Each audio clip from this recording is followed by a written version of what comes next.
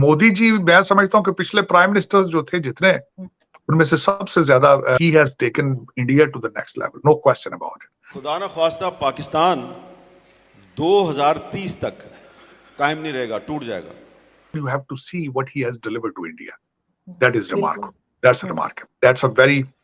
That should be a model for the rest of the developing countries. अंदरूनी जो दुश्मन है, इन चैलेंजेस का भी सामना है हमारे मुल्क को, तो इनसे निमटने के लिए जो चैलेंजेस हैं, दरपेश हैं, इनसे निमटने के लिए ये जो साजिश है, इससे कैसे निपटा जाए?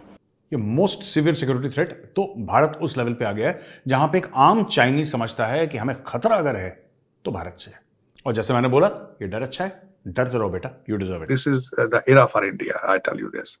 मेरी ख्वाहिश होती है कभी पाकिस्तान भी उस लेवल पे होता, कोई डिजिटल पाकिस्तान की बात करता। माशाल्लाह अल्हम्दुलिल्लाह हम एटमी ताकत हैं। अमेरिकी यूनिवर्सिटी के प्रोफेसर जो हैं उनका वो भी एक थिंक टैंक से उनका ताल्लुक है। उन्होंने थोड़े 3 साल और दे दिया। उन्होंने कहा नहीं 2030 में नहीं, या 2033 में टूटेगा। अमेरिका में ट्रिप मोदी जी का आ रहा है, that will be an exceptional trip, that will take India to the next level. मैं इसमें कोई शक नहीं। उसमें बड़े बड़े कॉन्ट्रैक्ट साइन करके जाएंगे। FATF की व्हाइट लिस्ट में आ गए, लेकिन पाकिस्तान की मईशत के हालात वही नील बटा सन्नाटा। जो सबसे ज्यादा मैं समझता हूँ कि लोगों को चाहिए, उसका सूरत रहमान के उस कुछ वर्सेस की भी वहां तलावत हुई। बिल्कुल बिल्कुल ऐसा। मैं अब आई एम वेरी अमेज्ड। नमस्ते दोस्तों, जय हिंद। हिंदुस्तान स्पेशल में आपका स्वागत है दोस्तों। इंटरनेशनल मॉनेटरी फंड ने कर्ज मांग रहे पाकिस्तान के सामने एक और शर्त रख दी है। IMF ने सोमवार को पाकिस्तान से अपने राजनीतिक विवादों को सुलझाने के लिए संवैधानिक प्रक्रिया का पालन करने का आग्रह किया। प्रधानमंत्री शहबाज शरीफ ने $6.5 अरब के बेल आउट पैकेज को बहाल करने के लिए प्रबंधक निदेशक क्रिस्टिना जॉर्जिवा से संपर्क किया है। सूत्रों के हवाले से बताया जा रहा है कि शहबाज और जॉर्जिवा के बीच चर्चा शनिवार को उस समय हुई जब वित्त मंत्रालय पिछले 4 महीने के दौरान ऋण वार्ता को लेकर जारी गतिरोध को दूर नहीं कर सका। शहबाज शरीफ और जॉर्जिवा के बीच बातचीत होने के 2 दिन बाद पाकिस्तान में IMF मिशन प्रमुख नॉर्थन पॉटर ने एक असामान्य बयान दिया, जिसमें IMF का ध्यान राजनीतिक गतिविधियों पर बढ़ गया है। दूसरी तरफ पाकिस्तान प्राइम मिनिस्टर मोदी की तारीफ करता नहीं थक रहा। पाकिस्तानी मीडिया ये चर्चा कर रहा है कि अब तक के भारत के हुए प्राइम मिनिस्टर में से मोदी सबसे ऊपर है। मोदी जी, मैं समझता हूँ कि पिछले प्राइम मिनिस्टर्स जो थे जितने, उनमें से सबसे ज्यादा ट्रिप करने वाले प्राइम मिनिस्टर हैं, लेकिन he has taken India to the next level, no question about it. उनकी देखें, उनकी पॉलिसीज, उनके इनसे डिसएग्री करना, चीजें करना, वो एक अलग बात है, but you have to see what he has delivered to India.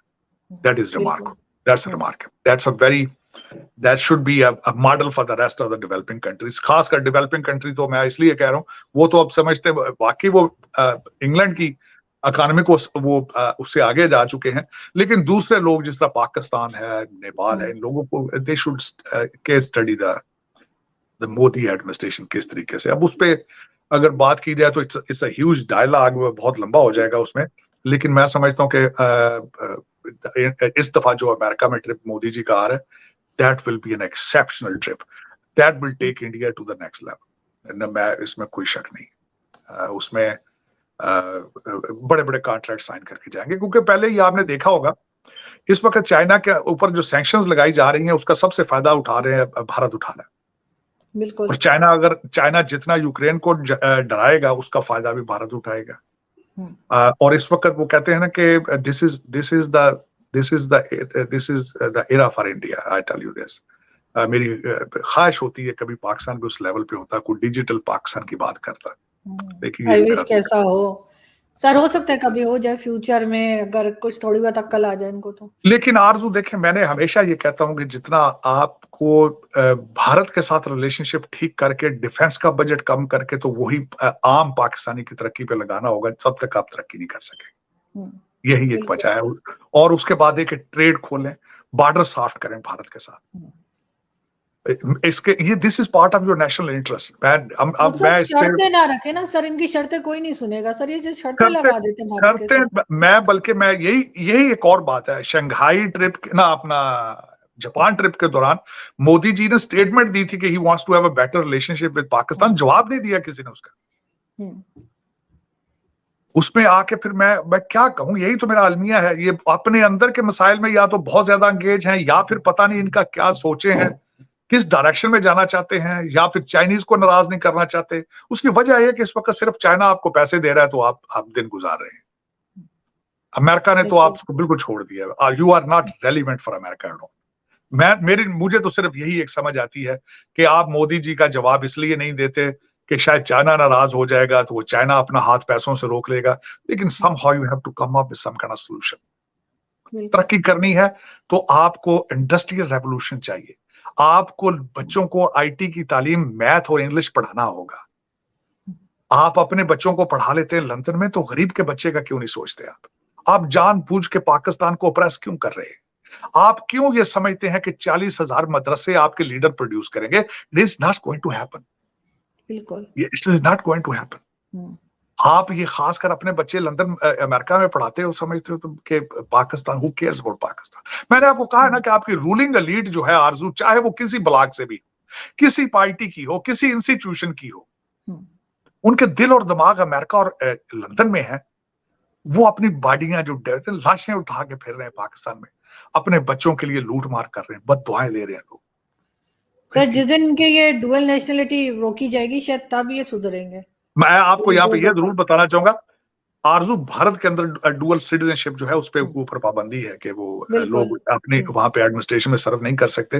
ये पाकिस्तान तो फिर ये ना कि ये, मैंने आपको साले और बहनोई की गेम है, एक साला एक जगह एक दूसरे के साथ मिले में चिट्ठा बैठा इनका मिला हुआ है।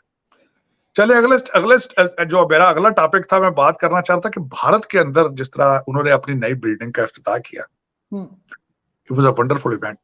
मैंने उसको बड़ा क्लोजली वॉच किया। पुरानी बिल्डिंग जो थी 1921 में उसकी कंस्ट्रक्शन स्टार्ट हुई थी, 1927 में मुकम्मल हुई थी। उसमें सीटिंग थी 790 एमपीज बैठ सकते थे पिछली बिल्डिंग। अब उस बिल्डिंग के हालात ठीक नहीं थे, उसमें अब एज की वजह से उसकी चीजें आ रही थी कि इतनी पुरानी बिल्डिंग है, 100 साल के ज्यादा। मैं समझता हूँ कि इस दौर के अंदर इतनी बड़ी बिल्डिंग बनाना, जिसके ऊपर 117 मिलियन डॉलर खर्चा है नई बिल्डिंग बनाने, और उसमें 1272 एमपीज बैठ सकेंगे। और उसमें जो उन्होंने बताया, उन्होंने जो डिजाइन बनाया है, पहले तो पीकॉक डिजाइन है जो वो सारी ओवरऑल जो सीटिंग बैठेगी, और उसके बाद लोटस जो अपर हाउस है वो उसका लोटस की शक्ल होगी, फ्लावर फूल की, क्योंकि लोटस भारत का नेशनल फ्लावर है। जी बिल्कुल। अब उसमें मैं समझता हूँ बड़ा क्रिटिसाइज किया गया उसको। राहुल गांधी ने कहा कि ये लग रहा था जिस तरह मोदी जी की ताजपोशी हो रही है। अपोजिशन ने उसका बायकॉट किया।